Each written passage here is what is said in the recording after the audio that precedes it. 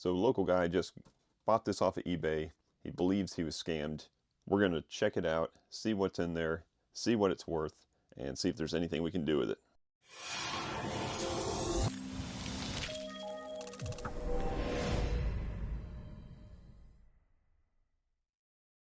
Hey everybody, it's Chris from Family Geekery, and today we're going to be checking out this, whatever's inside this box here. Like I said, there's a local guy that bought this off of eBay. He paid decent money for it, but it's supposed to be a cheap gaming PC. It's supposed to be a budget valued gaming PC. He said he plugged it in and it just turned on, shut off several times. He sent me a video of it. I think my reply to his video was, that's not good. But anyways, he traded me this for another gaming PC. We're going to figure out what's in here, see if he got scammed or not. I'm thinking he did, and see if there's anything in there actually worth fixing, or if it's just all garbage, or maybe we can make something out of it. So all I did when I met the guy, I did peek down inside there just to see that there was a computer in there and not just a bunch of books or rocks or something. And there is at least a computer case in there. Like I said, I traded him for something, another budget computer. We worked out a deal. He gave me a little extra cash, and I gave him something that would play the games that he wanted to play. So I'm kind of taking a little bit of a risk on this, but I don't have a ton of money invested in this. So we're going to see what it is and figure out if there's anything we can do with it. So let's open this thing up. So like I said, there is a computer in there, but this is the first thing that I picked out here. This was sitting in the box with the computer, and that's not a good sign. So that is not a US plug. That's obviously an overseas plug, and he did say that he bought this from an overseas seller on eBay. But there also was a regular US plug for 120 volts. So I'm sure that's what he used to plug it in and test it out. And so let's go ahead and get the rest of the PC out of here and see what we got. All right, so this is what we got here, and it is a decent looking case. I would bet that this is actually what the box said on it. You know, it fit all the styrofoam on there fit perfectly. Looks like it was packed correctly, and it did say it was ARGB, so I wouldn't doubt that these are ARGB fans in here. It's a nice, it's not a Meshify, but it is a fake Meshify style case. But then we look inside here, and the first thing that we notice is the green motherboard. So it's nothing brand new. Now he did send me the specs of what he bought, and the specs were listed on eBay, and this does kind of match what I was expecting to see. It's supposed to be a second gen Intel. Now it's supposed to be a second gen i7, so not obviously the newest thing, but still something we can work with. So the next thing you're going to notice is got 4 RAM slots there, and they're completely empty. So that would allow the computer not to boot, obviously. And then the next thing I noticed, I checked out the power supply, and let's see if you can see this right here. AC 230 volts. Now sometimes power supplies have little switches that you can switch back and forth between, you know, 230 and 120, but this one does not. And then looking at the actual labeling down here, it clearly says input 230 volts.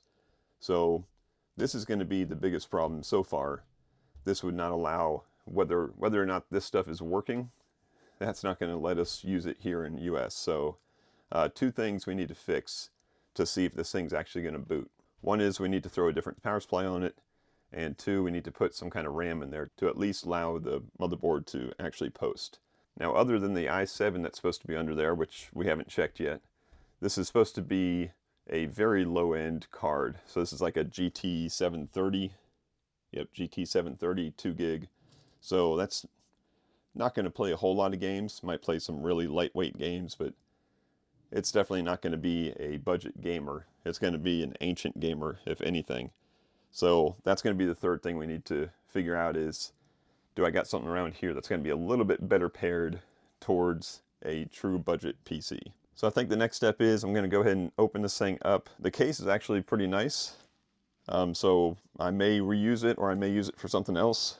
But let's go ahead and take this out, take all the parts out, get them on the bench, and let's power it up and see what we actually got here. Hey, look, it's really nice magnet opening case here. So not too bad. All right, so I pulled everything out of the computer case, and the case is actually pretty nice. Probably like a $40-$50 case. Not name brand, but it'll make a nice gaming case. And the one thing I will mention is everything was put together quite well in there. Whoever put it together did know what they were doing. So I don't know if it was intended to be a scam or if the guy just bought something that he didn't know what he was buying. But even something like the connectors on the motherboard here. Now this motherboard is a Lenovo motherboard, so this came out of a pre-built system probably, and they pulled it out, slapped it in a case, throw some stuff in there to make it into a budget gaming computer. Generally by adding the GPU to it. But to make this work with the standard ATX case, they had to make an adapter for the HD audio. So they actually bought an adapter for that. So the case has its standard audio cable, and there was a little jumper between the two. And then there is a cable up here that's just going nowhere. And I'm guessing this is something that allows this motherboard to boot up outside of its normal Lenovo case. So sometimes HP and Lenovo and Compaq, some of those companies, they throw something in like a weird resistor or something somewhere in the case to make it only boot up if it's connected inside that case. So I'm guessing that's what this little jumper here is, something to make this motherboard happy. So besides the motherboard, which we'll take a closer look at in a little bit, we got a 1 terabyte SATA drive. Now this was manufactured in 2013, so I'm guessing it's not new, but it probably works. We've got this, like I said, GT 730 2 gigabyte GPU, and this has the name Computer Specialist on it, which is the same name that's on this fan here. So I don't know if that's the manufacturer of the fans or some cheap computer company overseas. I don't know. But this thing, it looks brand new. So I'm guessing it probably works. We'll test that out. But like I said, you can play some Minecraft and Roblox with it, but probably not much more than that. And then we got a SATA cable. Of course, everything inside the case is there. And then we got this power supply, this 230 volt power supply, which is a 500 watt power supply. Nothing that I can use, but it is pretty lightweight. So this is very cheapo probably. So it's not a big loss to get rid of that. So let's go ahead and find a power supply for this to test it out. I've got some cheap DDR3 RAM here that I'm going to test out in it also, and then just see if we can get this thing booted up. Alright, so I plugged in a power supply, plugged back the graphics card in, put some RAM in, and first tried the far right slot, thinking that was the right one. Nothing happened at all. So I put it into the next slot over, and at least I got it to boot up. Now let's go see what the actual computer says. So now the computer is actually posted up here. We see that it is an i5 2400, and I went back and looked at the text thread with the guy, and that is what he said it was. So the eBay listing did list it as an i5 2400. Now the next thing I notice here is this error that says memory size decreased. So that tells me that last time it was booted up, there was more than the 8 gigabytes of RAM that I just slapped in there. And again, I went back to the text thread with the guy, looked at some of the pictures he sent me, and there's 2 RAM sticks actually plugged into the motherboard. And the eBay listing did say 16 gigs. So I'm guessing that it was sold with 16 gigs and not 8 or not 0, actually is what I got. So I don't know if the guy pulled them out in the process of troubleshooting. I sent him a text to say, hey, what's up with the 16 gigs of RAM that's supposed to be in there? So we'll see what he says. Maybe he just pulled them from me, and it's my mistake for not, checking the box when I met up with the guy. But like I said, I didn't give him a super big amount of trade-in value. So if he walks off with 16 gigs of DDR3 memory, then, Merry Christmas to you. So that's my gift. So let's go ahead and go into setup here and see what we see. And this is a Lenovo BIOS, and it thinks it's a ThinkCenter M91P. So I've worked with a lot of the little M91s and M93s, the little tiny ones. I think I got some videos on those. So this was probably in a one of those skinny towers, Lenovo towers back from 2011. And yeah, pulled it out, slapped it into a new case, put a better graphics card on it and upgraded the memory, which I don't have, but that's okay. DDR3 memory's kind of cheap to come by, so I'm not too concerned about that. So this thing's working. The graphics card is working apparently. The motherboard processor is working. It's what it thinks it is. It is if we go into system summary here, Core i5 2400. So that's a 4-core, 4-thread. Not a monster, but it's still able to do something. We can do something with it. And so let's go ahead and plug in this hard drive here, because the eBay listing did say that it came with a 1 terabyte hard drive with Windows 10. So let's go plug that in, boot it up, and see if Windows comes up. So I plugged in the hard drive, gave it power, and booted it up, and this is what we see here. It does recognize the hard disk there in SATA 2, so I'll figure out how to get that into SATA 0. I don't think it's going to matter much, but it still comes up with this same error, so I don't know if I have to actually hit F2 to resume instead of going into setup, or maybe I need to go up into setup and then hit save settings. But look at that. Windows is actually booting up. Now this is on an old SATA drive, 10-year-old SATA drive. So not expecting super speed, but it's actually working. Alright, so I could just cut out about 3.5 minutes of boot time, and it finally came up to this screen. So I'm going to go ahead and get through this, and I'll meet you back here when I'm done. Alright, so after getting all the way through the Windows setup, another 6 or 7 minutes worth of that hard drive over there churning. It actually booted up to this, so we see this must have been at some point installed and then just done a restore on. But everything seems to be working. We got the CPU there, 2400, 4 cores, 4 threads. There's the 8 gig of DDR3 that I threw in there. There's my 1 terabyte old crunchy hard drive, and there's the GT730. Now, interesting enough, as I was going through the Windows setup, you may have noticed that it said that the default language was set to like UK, and then of course the keyboard was also set up to UK. So I think this thing was all legit. Somebody overseas, somewhere in Europe, put this thing together, had it working with a 230 volt power supply, and everything was just hunky-dory. So I guess the next step is figuring out what can we actually do with this thing. Alright, so now this is the hard part. Now that you know everything that you got and what you're working with, you got to figure out what you do with it next. So you don't want to add a bunch of stuff to it and spend a bunch of money, sinking a bunch of money into it and still ending up with a low performing computer. And you don't want to just build this with just no additions to it and make it just worthless. Nobody needs a worthless computer. So you got to kind of find that happy medium between those two. So I did install everything up with the included GPU, and I ran some benchmarks on it, and they were pretty crummy, and I think that's to be expected, obviously.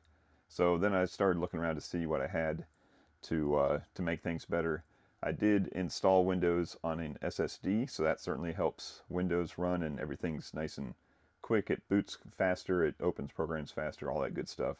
So a cheap little SSD fixed that part. Then I found this guy here, which I wasn't really sure which model this was. It was just sitting on my shelf, and I know it's nothing modern by any means. And it turns out to be a GTX 660. So pretty old, pretty low power, but a big step ahead of what we started with. I also found this guy here, which is an RX 460 2 gig version. That's an AMD version, and that's about the same generation as this guy here. Since we already had the NVIDIA drivers loaded up, I chose this one. They're virtually the same performance-wise. So then I ran the benchmarks again. Big improvement, but still it would be considered a very low-end gaming machine. So what does a very low-end gaming machine run? Well, we're going to try Fortnite. Since Fortnite is very well optimized for low-end hardware, we're going to go ahead and install that and test it out and see what happens. Alright, so here we are. This is obviously the Lego Fortnite version, and no battle or anything going on, but I just wanted to see what it ran like.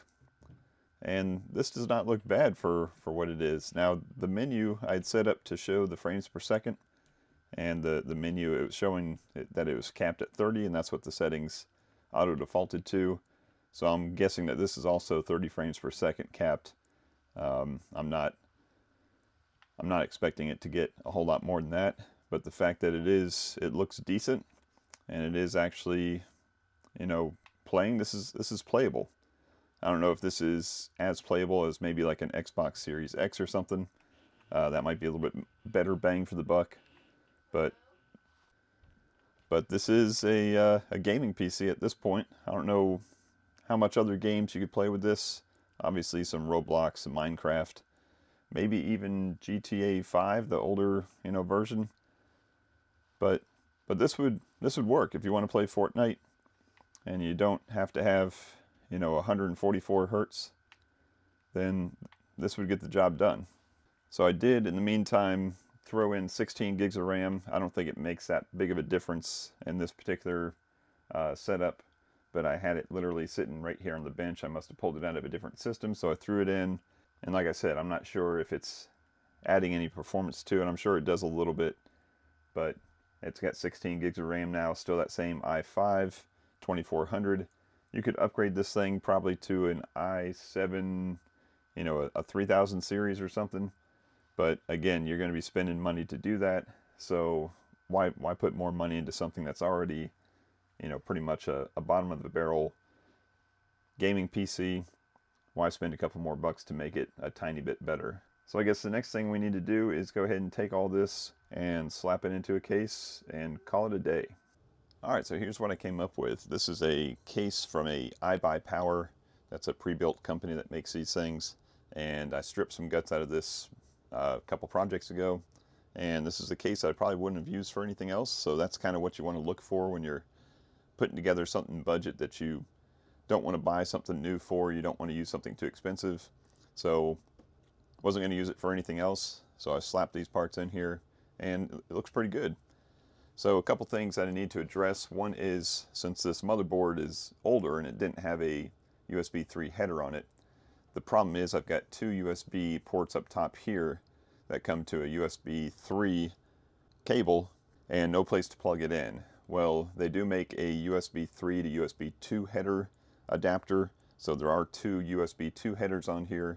So I'm going to grab one of those adapters off of Amazon. They're like $7 for a pair of them. I'll put a link down below in case you need something like that. And so that'll let me use these two ports up here. They'll just be USB 2 ports, but at least you can plug in a headset or a microphone or a thumb drive or something up there, and it'll work. The other thing I did was I did add a 3.5-inch drive down there, or 1 terabyte SATA drive, so that we've got the 250 gig SSD to boot up on, and then we've got a bigger drive to put more games on. Since games like Fortnite take up like 56 gigs, it's not going to take too long to fill up that 250 gig drive. And I really didn't want to buy like a huge SSD for this system. Just wanted to keep it, cheap and still let it play some games. So once that part comes in, I'll go ahead and box this thing up. But other than that, it's pretty good to go. This thing right here, this GTX 660, this could definitely be upgraded down the line. Throw a 1060 in there or a 1660 if you find one cheap enough, and I think that processor is still going to be able to drive most of it. There may be some CPU bottlenecking at some point, but I think you still got some room to grow over this 660. So I think that's going to wrap it up for this one. Hope you enjoyed watching me take this, what I thought was going to be a scammer type thing. Just turned out to be really just a misunderstanding of what specs are. Now, that being said, I saw the price that the guy paid for it on eBay, and he did overpay a little bit considering what it is. I want to say it was close to $300 for what he got, and it was a brand new case and probably a brand new motherboard, maybe some new RAM in there, but the rest of it is pretty old. That GPU wasn't going to be used for anything, so I think this is a better setup for this. It puts it kind of in that sweet spot where it's still going to be pretty cheap, but it'll still play some games. So if you like watching these PC builds and PC rebuilds, really, go ahead and check out the rest of the channel. There may be something in there that you find interesting. But if you enjoyed this video, I appreciate a thumbs up. That helps out the channel. Check out the rest of those videos. Thanks as always for watching, and until next time, peace out and geek out.